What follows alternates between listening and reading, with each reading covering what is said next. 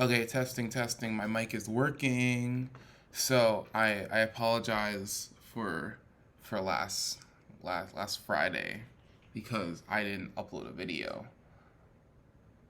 But that video is coming this Friday, so stay tuned. So today we're reading the myth of Endymion. I hope I'm pronouncing that right, and Selene. When spoken of in Ellis, Endymion is regarded as one of the kingdom's earliest rulers, being a son of Athalius and Callis, or Zeus and Callis. Athalius being a grandson of Deucalion, and Callis being daughter of Aeolus. Some tell of how Athalius was the first king of Elis, having brought colonists from Thessaly. Yeah, I'm going to say Thessaly. And some tell of how Endymion himself was the founder of Elis, journeying from Thessaly with a band of Elians. Yeah.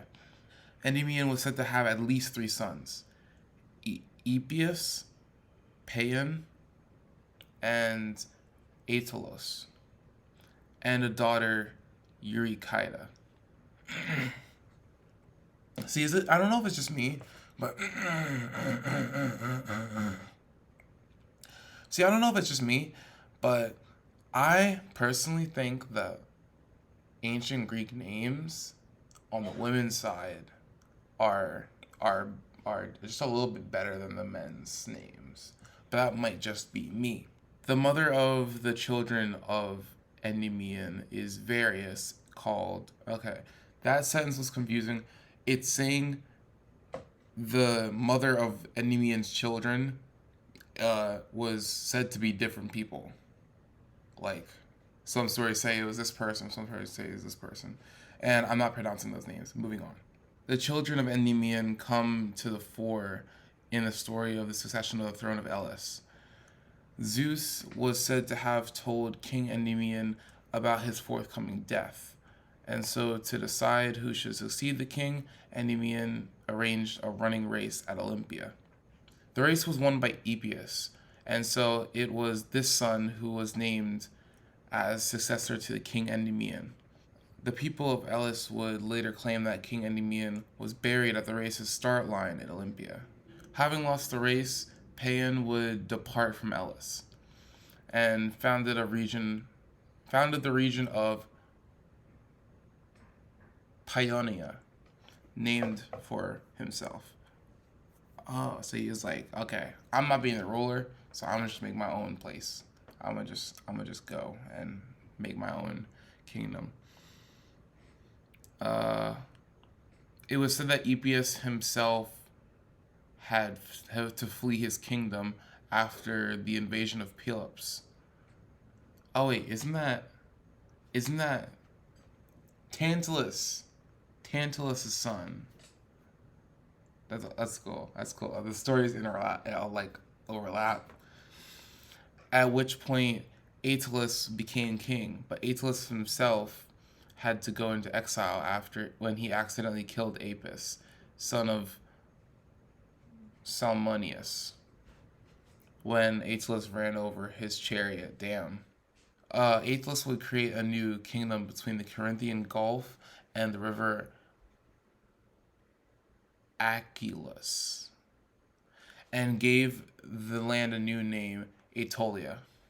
Okay, that kind of slaps. The other, like, people naming kingdoms after themselves kind of suck, but Aetolia, I kind of like that. The kingdom of Elis would then pass to the grandson of Endymion, Elias, born to Eurycida by the god Poseidon. The more famous story of Endymion is set in Caria, with particular association with Mount Latmos. To reconcile the myths of Endymion, some tell of Endymion departing from Elis, having left the throne to Epius, and traveled to Caria to become a shepherd. Endymion would live in a cave upon Mount Latmos, where he would tend to his flocks.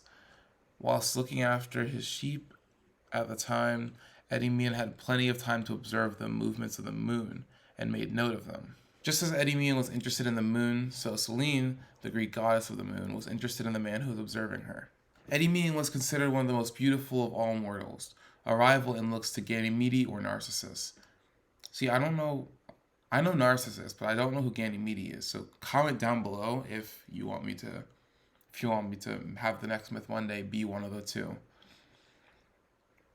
And Selene quickly fell in love with the shepherd, and so Selene would visit Endymion each night in his cave upon Mount Latmos.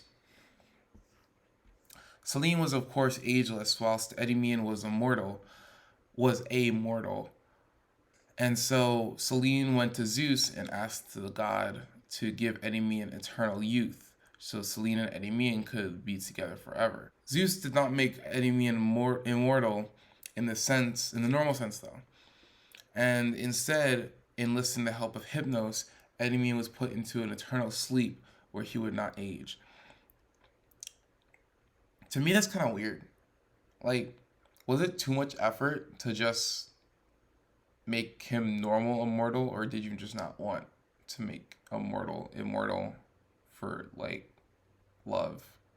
Because Zeus kind of is a party pooper like that, so I can imagine that being the reason. Endymion, I've been calling him Endymion. Endymion would thus sleep with his eyes upon, so that he could forever. No, eyes open, not upon. This website's annoying me. Cause what do you mean you have so many like typos? Like I was complaining about this in the last Myth Monday, with King Tantalus. Like, did a high schooler write this? Like, it's not awful. I'm not gonna say middle school, but like, it needs some proofreading, man. Endymion would thus sleep with his eyes open, so he could forever after look upon his lover, Selene, as Selene continued to visit him each night. There are other reasons as to why Endymion was put into an eternal sleep. One reason being Zeus himself offered Endymion anything he desired, and it was Endymion who chose eternal age of sleep for himself. Or perhaps it was a punishment after Endymion made advances to Hera, in a similar way to the... Okay, buddy. So Zeus can go after anyone at all, and piss off Hera over and over again. But the second someone flirts with Hera, then Zeus wants to be mad. Okay.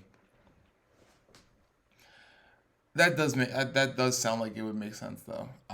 I'm gonna go with it's the latter option. That sounds like a Zeus thing. Yeah, in a similar way to the indiscretions of Ixion. Or perhaps the lover of Endymion was not Selene but the god Hypnos. What?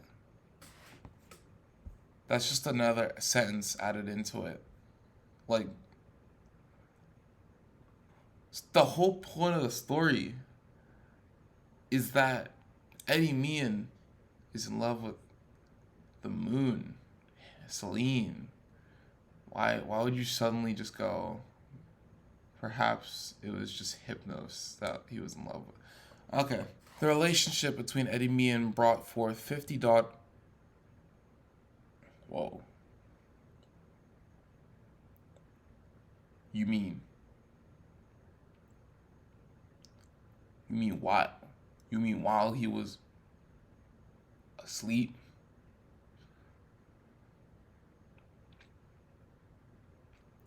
The relationship between Endymion and Selene brought forth 50 daughters who were collected. 50 though! Wow! Wow! Okay, I'm sorry. Let me stop being inappropriate. Okay. 50 daughters who were collectively known as the Meni. The Meni were lunar goddesses, each representing one lunar month. And as there are 50 months between each Olympic Games, the link back to Endymion and Olympia was complete. And that is the end of the story of Endymion and Selene. I guess it included more than that. It included Endymion, like the story of Endymion. Okay, but the main thing that you're here for is Endymion and Selene. But yeah, that's crazy though. So bro got put to sleep, and Selene was like, "I bet. Let me tie up my hair." Like $50. I mean, I guess she did visit him every night. Wait, but